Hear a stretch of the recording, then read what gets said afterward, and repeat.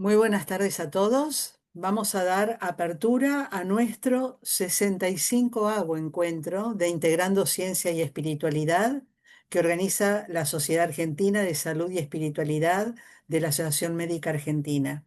Soy la doctora Raquel Inés Bianchi, presidente de la sociedad, y hoy vamos a presentar al padre licenciado Guillermo Encinas, que él nos va a hablar sobre el tema de hacia un constructo teórico del yo ontológico. El padre Guillermo es licenciado en psicología, es asesor espiritual del Colegio San Miguel Garicoich de La Plata y también lo ha sido del Hospice Inmaculada de La Plata y del Colegio McKay de La Plata. Es docente universitario en la Facultad de Psicología, en la Facultad de Ciencias Económicas y en la Facultad de Ciencias Políticas, con varias cátedras en el área de la psicología y de la teología. Es posgraduado en salud mental, espiritualidad e intercultura en el Hospital Bernardino Rivadavia. Es diplomado en psicoterapia cognitiva conductual en la Universidad de Morón y diplomado en criminología, orientación perfilador criminal por la Universidad Santo Tomás de Aquino de Tucumán. Y es miembro de nuestra sociedad, de la Sociedad Argentina de Salud y Espiritualidad de la Asociación Médica Argentina. Adelante, Guillermo. Bueno, buenas tardes a todos. Gracias por poder asistir y poder compartir eh, esta experiencia. Más que nada es una experiencia desde el punto de vista académico y desde el punto de vista espiritual, unir mis dos amores, digamos, ¿no? El trabajo académico y el trabajo espiritual. Esta charla va muy de la mano con la charla del año pasado, que fue sobre epistemología y el transcurso de la epistemología, cómo se va dando el proceso epistemológico y cómo hoy se investiga en ciencia y sobre todo en ciencia que tenga que ver con la psicología y la espiritualidad, que son ciencias, digamos, que si bien hay mucho escrito, hay paper y demás, son ciencias que también van avanzando, que son muy jóvenes. Que son muy jóvenes porque la investigación también se va dando de manera procedimental, de acuerdo también a los momentos históricos, sociales, culturales, etcétera. Algunas cosas quizás ustedes conozcan o es para recuperar también la memoria, de reconocer los procesos epistemológicos científicos y hacer una aproximación de cómo se da hoy esto, porque obviamente ha ido avanzando, han surgido nuevas propuestas de hacer ciencia, nuevas formas de hacer ciencia, y también no solamente con las redes, sino también con la posibilidad que hoy se tiene de poder estar leyendo un paper, una investigación muy actualizada que antes llegaba a nuestras manos durante un tiempo mucho después o directamente no llegaban a nuestras manos. Hoy, con las redes y con la posibilidad de ir intercambiando información, los estudios y el camino de la ciencia se hace de una manera distinta. Nunca hay que decir ni mejor ni peor, pero sí de manera distinta porque de acuerdo también a lo que se puede y a lo que se vive a nivel cultural y social. Lo que yo voy a intentar hacer es también una puerta, como abrir la puerta, abrir la posibilidad, abrir el diálogo, abrir también, sobre todo el diálogo científico y el diálogo epistemológico, acerca de la posibilidad de unir estas dos experiencias, porque en definitiva son dos experiencias, que es la experiencia científica y la experiencia espiritual. Esto también, como dije, es un producto de mucha investigación, sobre todo de ir metiéndome en los estudios de cómo se va haciendo ciencia y cómo se fue haciendo ciencia a lo largo de la historia epistemológica y con los constructos teóricos que tenemos hoy. Y una de las cosas que tenemos que ver para poder ir avanzando es que los constructos teóricos se van haciendo intercalando, a mi manera de ver, dos variables. Uno es la variable histórica y sociológica, porque a partir de ahí van surgiendo nuevos interrogantes, nuevos desafíos y demás, pero también no deja de estar la variable económica y la variable científica. Es decir, hacia dónde poner la atención o poner la mirada para poder profundizar acerca de un conocimiento. Este segundo punto va a ir de la mano también con la forma de hacer ciencia. ¿Por qué digo esto? porque si bien no todos pensamos lo mismo, sobre todo lo que es la ciencia de la psicología, que es una ciencia nueva, relativamente nueva, con muchos desafíos por delante, y como ya decía Freud, cada historia o cada época tiene también sus propios desafíos, sino también de que no todos estamos obligados a pensar lo mismo. La ciencia no se construye de esa manera.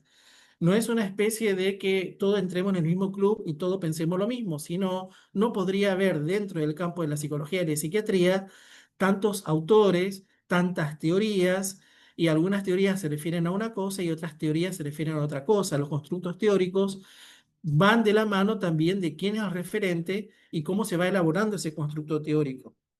A partir de ahí, lo primero que me fui metiendo es que un constructo teórico siempre tiene como base una antropología determinada.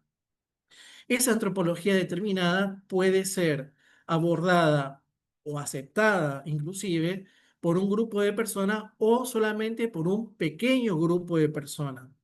Para eso nosotros podemos llegar a acordarnos los paradigmas de Thomas Kuhn, donde Thomas Kuhn presenta, si bien está el falsacionismo de Popper también y demás, pero Thomas Kuhn dice que la ciencia es aceptada cuando es aceptada por un grupo de científicos, no necesita ser aceptada por todo el grupo de científicos, sino que haya un grupo de científicos que la convalide, que lo pueda presentar, pero aún más que dé la puerta abierta para seguir investigando, porque son ciencias cuya apertura se va dando a lo largo de la investigación. A esto traigo a la memoria también Freud con su primera tópica, segunda tópica, en el cual él mismo dice es un proceso de investigación. Y en sus propios libros, él va a decir a lo último, bueno, esta es una ciencia que debe seguir siendo investigada, por eso surgen después, podemos decir, los seguidores o los hijos de Freud que van investigando, profundizando ciertos temas. Entonces, entrecruzando esto de que no es que a todos nos tiene que gustar la misma teoría y no todos tenemos que estar de acuerdo en la misma teoría, pero sí saber de que lo que hay que defender es la lógica estructural que uno presenta como científico, es decir, el constructo teórico debe ser defendido y debe ser defendido. Ahora vamos a entrar en el tema de qué manera debe ser defendido y cómo, y obviamente siempre con la puerta de que uno puede seguir investigando. A partir de esto, les invito a recordar algunos pasos de investigación en psicología. ¿Por qué me detengo en psicología? Porque si uno va a otra ciencia, van a tener ciertas variables o ciertos cambios que hacen a ciencia más dura, o a ciencia más estandarizada o vista de otra manera dentro del campo de las universidades, que es donde se hace ciencia. Ciencia se hace dentro del campo de las universidades o en los lugares que dependen de universidades, como grupos de investigación, etcétera, pero siempre avalado por una universidad. ¿Por qué digo esto?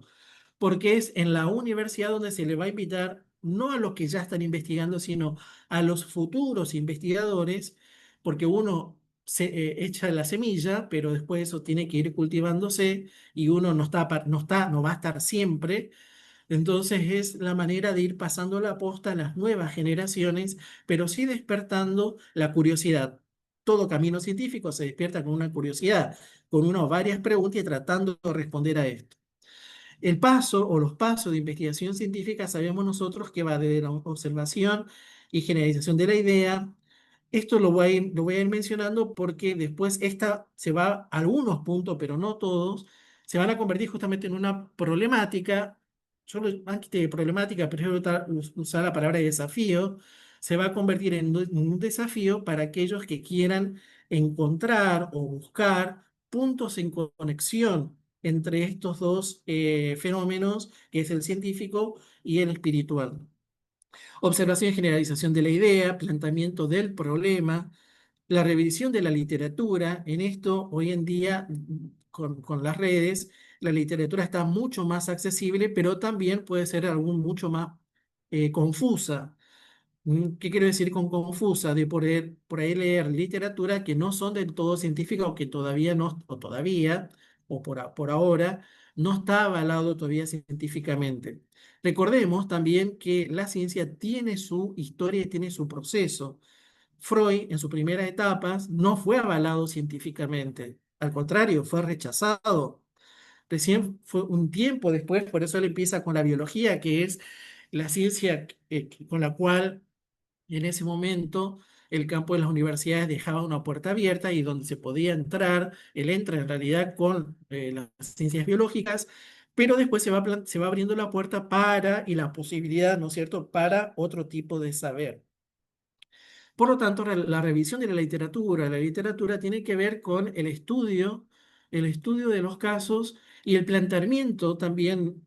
Estudiar los casos o estudiar los constructos de la literatura que hay no significa avalar del todo, sino significa también que surjan mis preguntas, hipótesis, dudas, que me lleve justamente a poder profundizar eso, ¿m? Ese tema, esa literatura, esa cuestión, lo que se plantea, etcétera.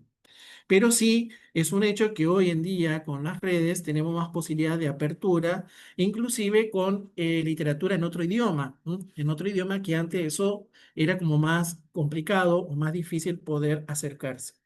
La formulación de hipótesis tiene que ver con esto de las dudas que uno puede llegar a presentar y una hipótesis para presentar una tesis. Ahora bien, la base de todo este camino, vuelvo a decir, está también en la antropología que uno vaya teniendo porque se postula o avanzamos en el estudio científico y espiritual de una antropología humana.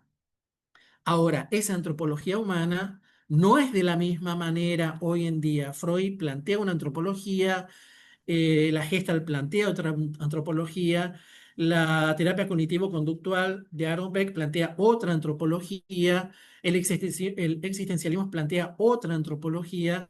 Entonces es bueno conocer que todos plantean una antropología y sobre eso va a basar la ciencia que ellos van a presentar. ¿Por qué digo esto? Porque sobre esa antropología es donde ellos van a intentar demostrar algo en, digamos, que es lo más complicado en lo que es psicología y lo que es espiritualidad, demostrar desde lo cuantificable. Todavía, y esto todavía estamos muy apegados a las ciencias estadísticas, porque ahí aparecen las ciencias estadísticas, donde parecería ser, si no es cuantificable, si no es medible, no puede existir. Esto tiene su pro y su contra ya en la historia de la ciencia, porque a veces si nosotros vemos epistemológicamente, hubieron estudios científicos donde no han sido cuantificables, sin embargo han sido aceptados. ¿No? Han sido cuantificables después de que fueron aceptados, pero no antes, ¿no? Entonces, la cuantificación también habla de un acercarse a la ciencia de lo que puedo ver y tocar.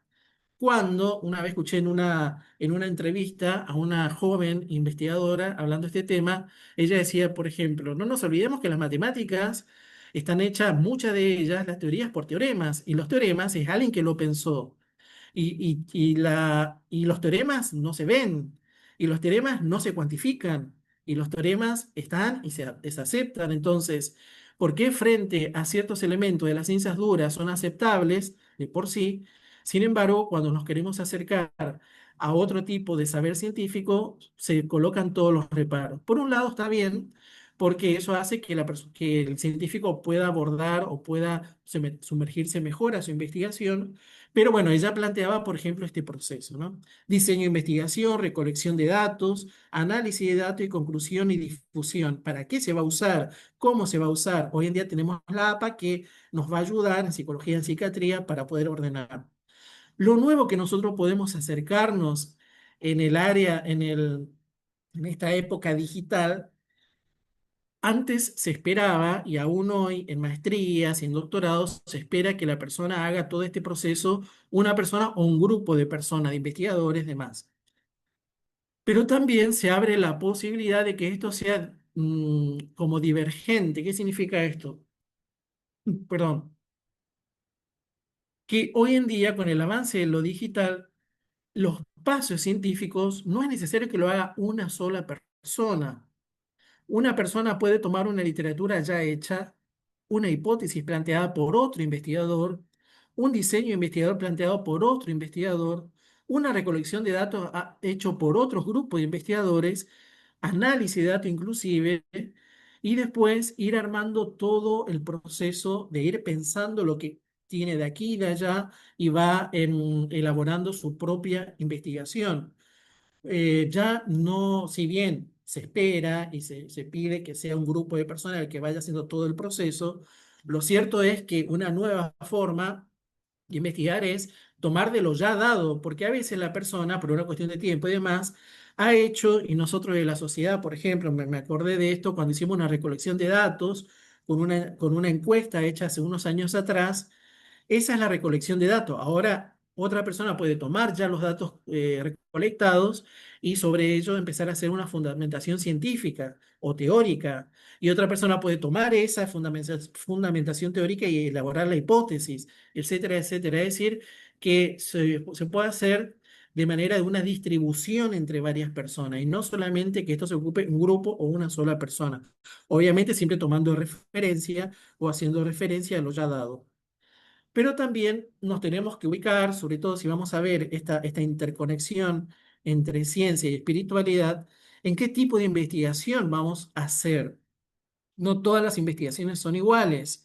Está según el propósito, una investigación básica que busca ampliar un conocimiento teórico sin una aplicación práctica. Hoy recién en la sociedad hablamos de aplicación práctica.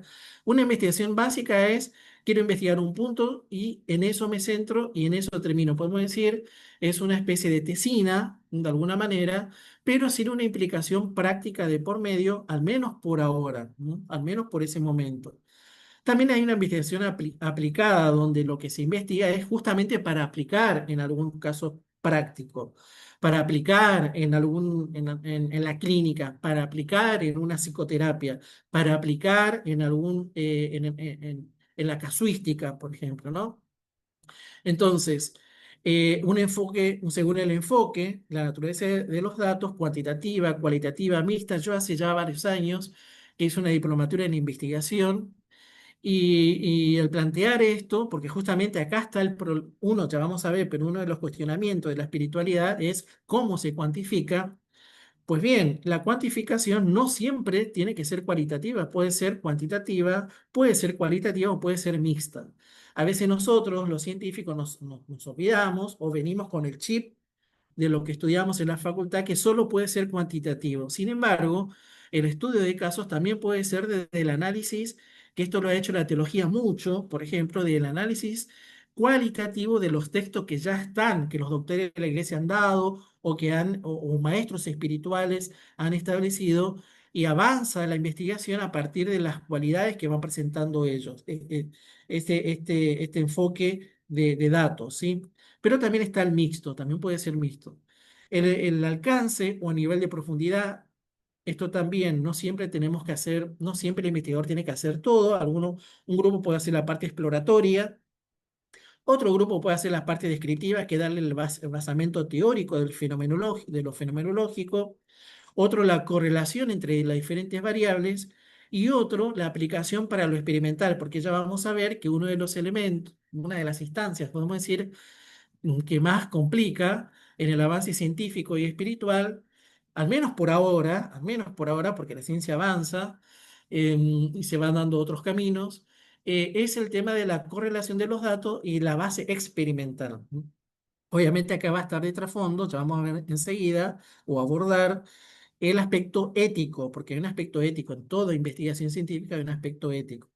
Según el tipo y seguimiento, va a ser de manera transversal, es decir, recolección de datos en un momento específico, para entonces hay que tener bien en claro cuál es ese momento específico, una edad determinada, un grupo social determinado, un país determinado, una época histórica determinada.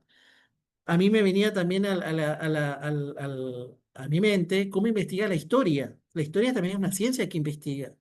Sin embargo, la historia no está in situ con la situación, sino va investigando a través de los datos que presentan eh, la misma historia con el fundamento de escritos antiguos y demás, pero no está en el fenómeno en sí mismo, ¿no? Sino el abordaje lo hace a través de documentación, ¿no? A través de documentación. O longitudinal. Longitudinal es, se sigue a lo largo del tiempo. Hay un seguimiento del estudio de los sujetos, por ejemplo, la psicología del desarrollo, que hace un estudio longitudinal, la psicología social o cultural, que hace un desarrollo longitudinal de las culturas, etcétera. Entonces, Todo esto a nosotros nos debería dar como elementos para ver cómo me sitúo para comenzar a investigar. Entonces, la metodología de la investigación científica nos lleva también a un proceso y un tipo de investigación en ciencia. Eso es algo que tenemos que tener en claro. ¿Cuál va a ser mi tipo de investigación? ¿De qué manera? ¿Hacia dónde lo voy a enfocar? Porque sobre todo en espiritualidad va a tener que ser algo muy bien pensado porque es justamente donde yo voy a recolectar todos los datos y quizás siempre de la sencillez y de la humildad, perdón, no expandir la investigación. El año pasado, por ejemplo, conversando de esto, claro, me decían, en un momento está bien, pero ¿esto de en qué edad es? Entonces, es como, y ahí me vino a la cabeza que por ahí los desafíos que uno se presenta son grandes, pero acotar, al acotar la investigación me permite a mí profundizar. Después sí lo puedo ir ampliando en otros tipos de investigación, en otros tipos de procesos de investigación. En psicología tenemos que ver entonces el concepto que vamos a utilizar. El método utiliza el método hipotético deductivo. Sabemos nosotros que en una fase de observación, hipótesis, deducción, la contrastación, ¿no? Entonces acá en espiritualidad tenemos un elemento importante que es la contrastación.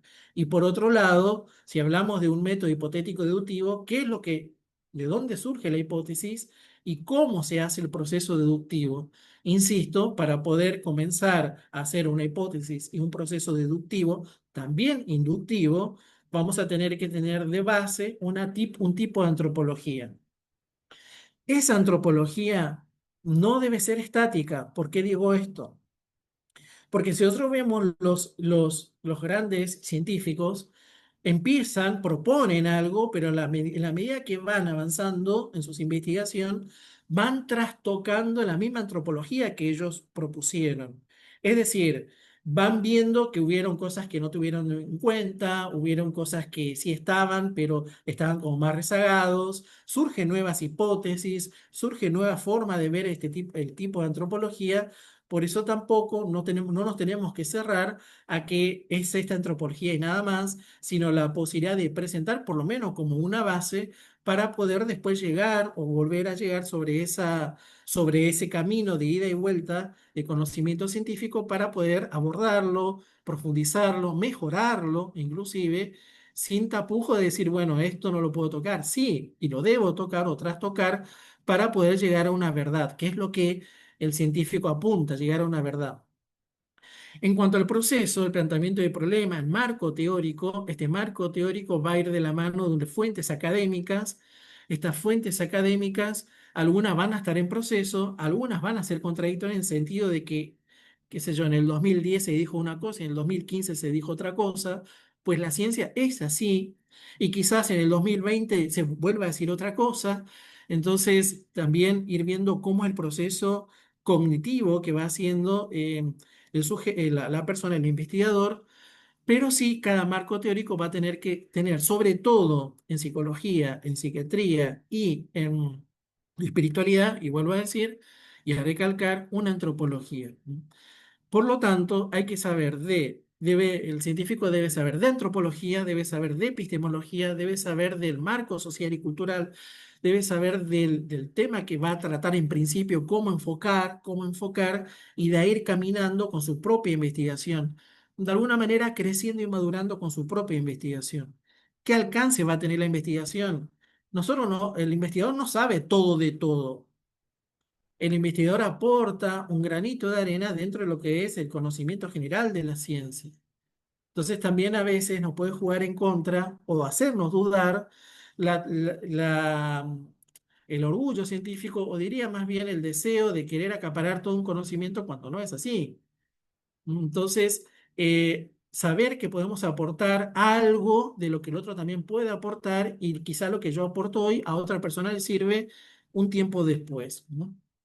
O aún, si la persona lo falsea, falsacionismo de Popper, eso significa que lo que yo propuse también movilizó a la ciencia. porque el falsacionismo es colocar en tela de juicio lo que la persona el científico o un científico está exponiendo, pero significa que se va moviendo el constructo teórico, significa que se va pensando, significa que que no es dinámico, significa que ya la ciencia movilizó algo. El diseño metodológico, cuantitativo, cualitativo, mixto, el muestreo, ver para dónde va a ir o sobre qué situación, sobre qué cultura. La Argentina, si bien Argentina es larga, pero también en Argentina hay muchas subculturas, ¿no? Entonces, redefinir eso y ver la posibilidad de eso poder ir adaptándolo a otras culturas también.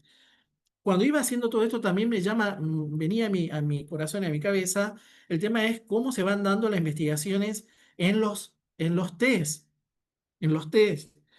Los libros de test, cuando uno compra los libros de test, que está toda la parte metodológica y demás, también hay una parte histórica donde te va demostrando cómo se fue armando el test y que también eso se tiene que ir de alguna manera adaptando a la cultura en el cual se va a administrar ese test. No es lo mismo un test hecho para alemanes que un test hecho para Latinoamérica o para el argentino.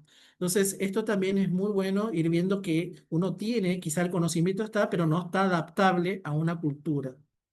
Eso también es hacer ciencia. Recolección de datos, qué tipo de instrumento. Y acá ya vamos a ver que en la recolección de datos y en toda ciencia se da como una especie de choque entre lo objetivo y subjetivo.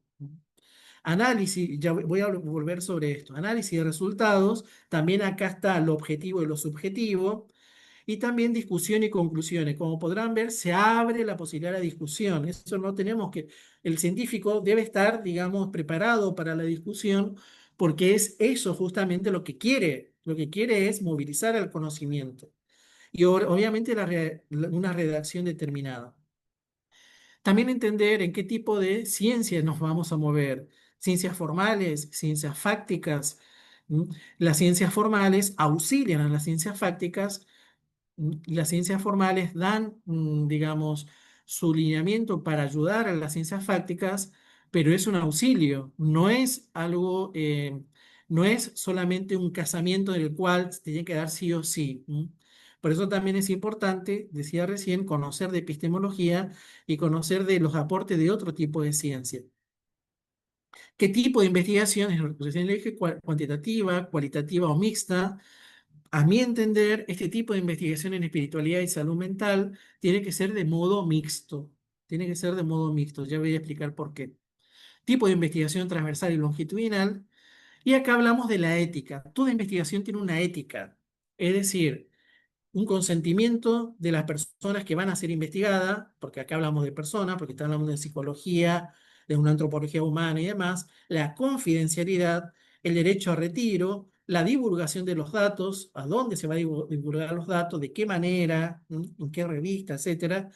Evaluación costo y beneficio, es un costo y beneficio en cuanto al investigador, pero en cuanto a los tiempos, en cambio, en cuanto al lugar, en cuanto a la forma, hoy con las redes, no necesariamente se hace una investigación in situ, sino se hace otro tipo de investigación y que colabore con el avance científico o correlación de resultados. ¿Qué significa esto?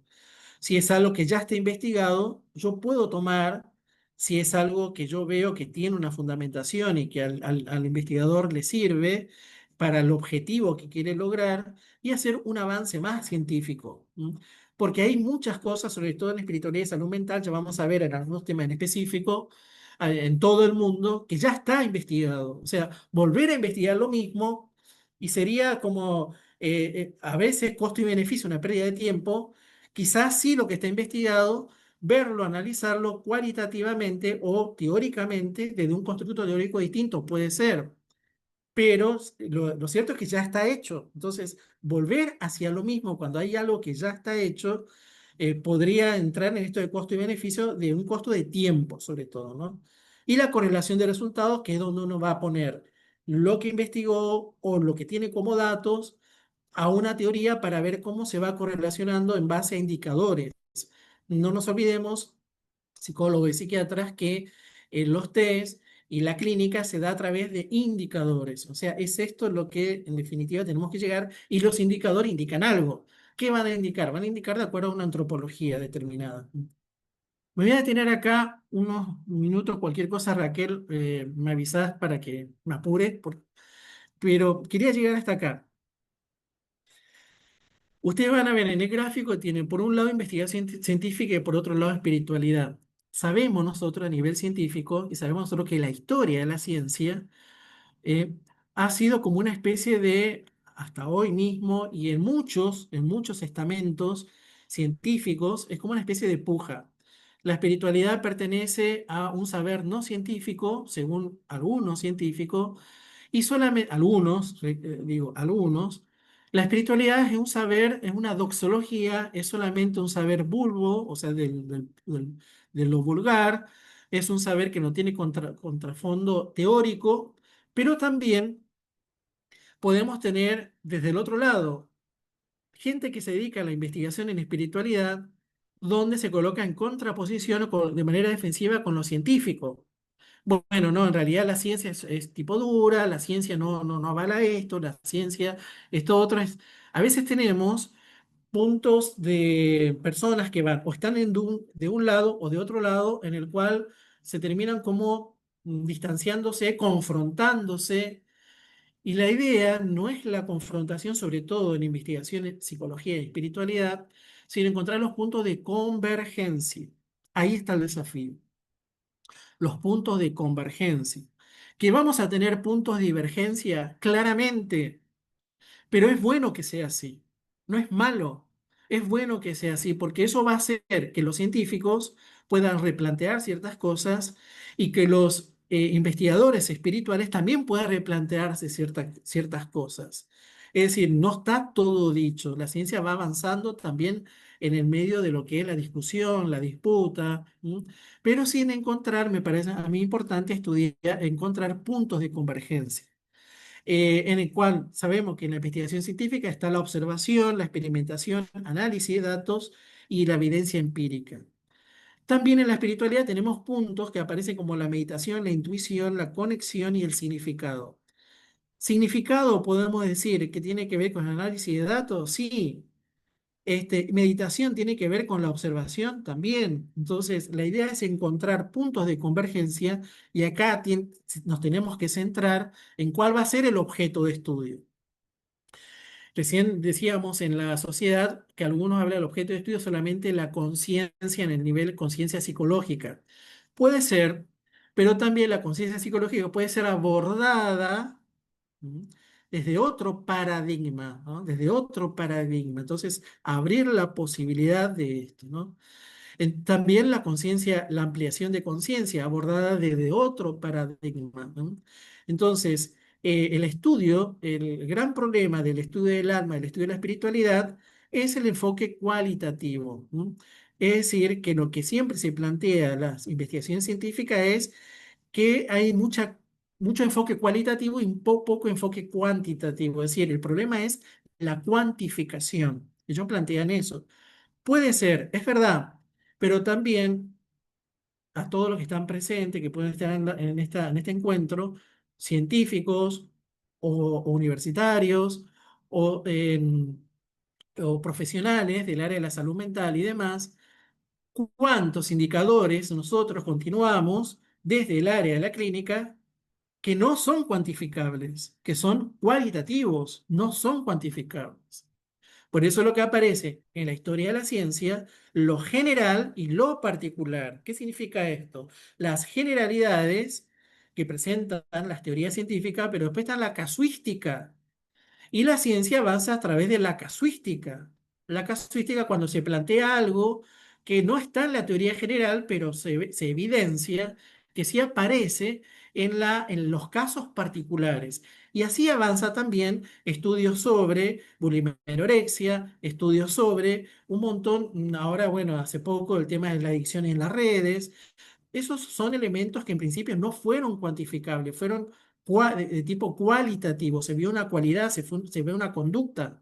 Que después se lleve a la cuantificación es el paso, justamente es el trabajo que hace el científico. El futuro, para poder ir intercalando esto, es una colaboración mutua. El estudio de la conciencia, la integración universal, la física cuántica de los campos y el bienestar integral. Entender que tanto la investigación científica en psicología como la espiritualidad tienen el mismo destino. ¿Cuál es? El bienestar de la persona. El bienestar de la persona. Es decir, que la persona pueda encontrar en su vida una mejor calidad de vida. Es decir, mejorar la calidad de vida del sujeto. No siempre desde el punto de vista psicopatológico. A veces la persona lo que quiere buscar es solamente una mejor calidad de vida, pero no porque esté padeciendo una enfermedad. Este es el gran desafío, encontrar puntos de convergencia, siempre y cuando el científico no se cierra ni a uno ni a lo otro, sino que su afán por la verdad y su afán por la investigación le lleve justamente a abrir la mente y el corazón. Esto no significa un divague hacia otros puntos que están del todo por ahí dando vueltas, sino que por lo menos la posibilidad de plantearse ¿y si fuera esto? ¿Y si fuera lo otro? Mm, El DSM-4, que todos conocemos, ahora el DSM-5, de alguna manera la comunidad tan dura como la psiquiatría plantea la posibilidad, y ellos lo van a decir en algunos, hay un texto que habla muy bien, que habla de enfermedades espirituales de origen espiritual, creo que lo llaman así, enfermedad de origen espiritual. Y ellos se plantean, y a mí me parece muy atinado, que ellos dicen, bueno, esta enfermedad o este tipo de patología o este tipo de estudio, este tipo de investigación, nosotros no lo abordamos porque no entramos o no tenemos herramientas para entrar en esto, pero sí lo plantean como la posibilidad. Esto significa que se abre la puerta a que, porque la ciencia va a seguir avanzando, esto no está estancado, de hecho por eso tenemos el DSM-5, ya la posibilidad de que existan otras investigaciones a futuro, ¿no? En base a esto solamente me quiero enfocar y quiero terminar en esto, encontrar los puntos de convergencia. En eso el investigador tiene que ser creativo, humilde, la posibilidad de detenerse, la posibilidad de plantearse, de replantearse y la posibilidad de escuchar otras voces. Tal vez no esté de acuerdo del todo, pero sí tomar, como siempre se dice, lo que me sirve para para el proceso que uno va a ir haciendo. Como todo proceso, puedo tomar y descartar, puedo tomar y replantearme, puedo tomar algo que descarté en un principio, etcétera, etcétera. Acá simplemente menciono los casos de espiritualidad y salud mental, dos casos prácticos. El impacto de la práctica de gratitud espiritual en los niveles de depresión en adultos mayores. Fíjense que es muy claro hacia dónde va. No va a investigar todo, sino va a investigar una parte, ¿eh? Una parte, porque si no puede haber sesgo de tipo científico en el cual se mezcle con tantas ideas y con tanta información que termine perdiéndose en cuál es el objetivo propio de su materia de estudio. Ir, ir paso a paso con el caso, el planteamiento, la hipótesis. Obviamente acá lo que se espera y esto lo sabrán ustedes también, la lógica que tiene que tener esto. Por eso es importante tener algún director o alguien ajeno que me aporte a mí la objetividad que yo puedo llegar a perder con mi subjetividad. ¿Por qué? Porque también la subjetividad de uno está en que quiere que salga su investigación, ¿no? Entonces, la objetividad de otro puede darme herramientas que uno no esté contemplando. Vuelvo a esto porque acá también hay objetividad sobre subjetividad. Justamente, objetividad sobre la investigación científica, subjetividad sobre la espiritualidad. Pero a lo largo de todos estos años y leyendo mucho, yo me planteé esto, ¿acaso el científico tampoco no es subjetivo? Claro que sí. ¿Quién lee los datos? ¿Quién correlaciona los datos? ¿La objetividad del científico o la subjetividad del científico? ¿Mm? Entonces, sí o sí, el científico ya es subjetivo, una parte. Ahí está la lucha entre la objetividad y la subjetividad. Por lo tanto, decir que la espiritualidad es netamente subjetiva entra dentro de la contradicción misma del investigador, porque al ser una lectura de los datos científicos ya entra la subjetividad del sujeto en el mismo, ¿no? Investigar fenómenos que tradicionalmente se consideran sobrenaturales o espirituales va a llevar a un método de alcance explicativo con diseño experimental o cuasi experimental, ¿no? Dado que lo que se ha investigado ahora sobre, o por lo menos hasta ahora, sobre el espíritu, esto también quizás haya alguna investigación que yo no lo tenga presente, pero que también haya avanzado sobre esto, la investigación sobre el espíritu, la forma de, digamos, indicadores sobre el espíritu, el alma, elementos espirituales. Hoy en día se da a través de correlatos biológicos y psicológicos, no hay otro correlato. Pues bien, esos son los correlatos que hoy nos permite la ciencia. Por ejemplo, acá hay otro ejemplo de un protocolo de respuesta psicofisiológica en los fenómenos de meditación y de transición. Esto, por ejemplo, me acordé, y me acuerdo todavía, de lo que presentó el colega Matías cuando él investigó esto de las neurociencias, la correlación entre las neurociencias y la meditación, ¿sí? Como esto hay como muchas investigaciones, dado el caso, pero fíjense, pero se va, digamos, toma como herramienta, al menos por ahora, elementos psicofisiológicos que no hago una valoración de la moralidad, no digo está bien o está mal, digo, es lo que hoy se tiene para poder hacer otro abordaje el día de mañana, ¿no? Pero sí nos da ciertos indicadores para poder leer ese avance científico desde otras mediciones, de otra antropología, desde otro paradigma. Esa es la palabra que tenemos que tener y no tener miedo al feedback con otros investigadores, ¿sí? El procedimiento de control, el análisis fenomenológico y estadístico. Esto es lo que decía recién. En análisis fenomenológico y estadístico, si bien la ciencia y la matemática aportan lo suyo para ser más objetivo, pero en definitiva el análisis fenomenológico lo hace la subjetividad del investigador, ¿no? Entonces, está de por medio. De hecho, cuando hacemos clínica, cuando tenemos que diagnosticar, cuando tenemos que llevar adelante una historia clínica, está nuestra subjetividad de por medio. Eso no podemos renunciar a eso y es lo que nos ayuda muchas veces a tener ciertos recaudos en algunas decisiones, porque todo esto va de la mano en tomas de decisiones que uno va a llevar adelante después. Área de investigaciones actuales, en esto también una colega nuestra que tiene mucho que ver con la tanatología, esto se ha hecho mucha investigación al final de la vida, también la neuroteología, también acá me acuerdo que nuestra colega Matías, si mal no recuerdo, también trajo a colación y de esto hay libros y hay camino hecho. Pero está la nota crítica que es el tema de, bueno, ¿cómo se puede replicar esto, ¿no? Bueno, ese es el desafío empírico. A veces se puede replicar, por eso en el acotamiento, en lo que es la producción de la ciencia, tiene que ver a ver cómo esto lo puedo replicar el día de mañana y si falsacionismo o va, digamos, confrontando la investigación y el fenómeno empírico es lo que nos va a ayudar a seguir caminando científicamente. Desafío metodológico, unir la espiritualidad con la investigación científica en salud mental es un campo fascinante, por eso también requiere de nosotros la fascinación, la admiración sobre todo. Lo que debe llevar adelante un científico es admirarse, pero presenta desafíos metodológicos y éticos únicos para demostrar o para llevar esto al pensamiento crítico. El pensamiento crítico es el pensamiento crítico también de la subjetividad. Entonces está muy bien que eso sea porque en definitiva el pensamiento crítico es la que nos permite movilizarnos a nosotros mismos también en cuanto al conocimiento. Desafíos metodológicos, estos son los desafíos que se presentan, metodológicos, operacional, quién define la espiritualidad, que ahí tiene que haber, no mezclarlo con religiosidad. Acá uno puede tomar algún tipo de antropología, desarrollar ese tipo de antropología, etcétera, etcétera, diferenciarlo de lo que es religión. ¿Por qué? Porque a nivel histórico, lo que se ha presentado con la espiritualidad es que, ¿qué dice o una parte del cuerpo científico? Esto es religión, esto no es ciencia, pertenece al campo de la religión. Sí y no, yo diría también la teología es una ciencia, ¿verdad?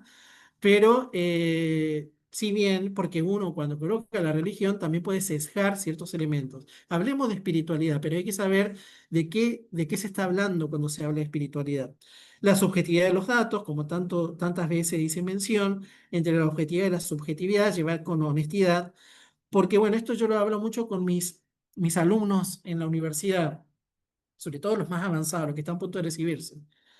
Cuando uno se recibe, si bien adopta un tipo de antropología, un tipo de teórico, yo voy a hacer cognitivo, yo voy a hacer gestal, yo voy a hacer esto, yo voy a hacer psicoanálisis, lo que sea, está muy bien, listo, cada uno es libre y elige dónde, pero no estarás tomando al ser humano y a manera de encajarlo sí o sí a tu constructo teórico para que avance. Entonces estás sesgando ciertos elementos del constructo teórico, perdón, sí, del constructo teórico que es el ser humano, que es la persona fáctica que está enfrente, estás sesgando elementos importantes que también hace a la persona. Y el problema de la causalidad es difícil demostrar si la espiritualidad causa una mejor salud mental o si las personas con mejor salud mental tienden a ser más espirituales. Entonces, este también es una pregunta que no necesariamente tiene que tener una respuesta, quizás una cosa lleva a la otra, porque sabemos que la persona es una integración de ambas cosas. Límites éticos y profesionales, límites profesionales, ¿quién asume el riesgo? Y también de ir en contra o quizás de las propias creencias que uno trae de las universidades y también poder enfrentar, en buen sentido, poder llevar la posibilidad de abrir las mentes. El año pasado, cuando estuve en un grupo de investigadores y toqué este tema en la Universidad Católica de La Plata, le dije, bueno, pero así se hace ciencia. Si yo digo, si ustedes mismos me dicen, así se hace ciencia en esto de los procesos científicos, ¿por qué yo mismo me sesgo en darme la oportunidad de hacer ciencia desde otra perspectiva? No estoy diciendo no hacer ciencia, estoy diciendo hacer ciencia desde otras perspectivas. ¿Cuál es el temor? ¿Cuál es el sesgo? ¿Mi propia subjetividad? Bueno, esa fue la pregunta que yo tiré, porque es algo para pensarlo, ¿no? En lo que es el cuerpo de investigación. Confidencialidad sensible. Las experiencias místicas o espirituales son profundamente íntimas, por eso también tiene que haber un correlato o tiene que haber una descripción, un manejo de información muy delicado. Y el escepticismo académico. Sabemos nosotros que es considerado como una especie de pseudociencias y demás. Sí, también se atraviesan y el campo científico, el campo político. ¿Mm? Toda la ciencia también tiene una pata política. ¿Mm? Esa pata política es a quién conviene que haya esto, a quién conviene que no haya esto, porque también la política, la psicofármaco y demás, no estoy en contra de ninguno de eso, pero sí no puedo sesgar esa visión de que también todo correlato científico tiene un elemento político detrás, un elemento económico detrás. ¿Mm? La ciencia también hay gente que coloca la plata, coloca la economía, es decir, sustenta económicamente un saber científico o un proceso de conocimiento científico. Entonces también hay una parte económica que hace al saber científico. Obstáculo en la interpretación de los datos. Puede haber un reduccionismo biológico, todo llevarlo hacia la química cerebral o un sesgo de confirmación. Los investigadores que son espirituales lo llevan todo hacia un espiritualismo. Si se va a hacer ciencia sobre la espiritualidad, tampoco lo podemos llevar a un espiritualismo. A veces podemos cometer el error de llevarlo a un espiritualismo y vaciar de contenido. Bueno, nos estamos entonces perjudicando a nosotros mismos, porque en lugar de avanzar se va a estancar. Bueno, y esta es un poco lo que quería plantear, y acá está la bibliografía, obviamente hay mucho más, pero bueno, esto es lo que quería plantear en la charla de hoy. Voy a dejar de compartir y bueno, si alguien tiene preguntas, dudas, con mucho gusto.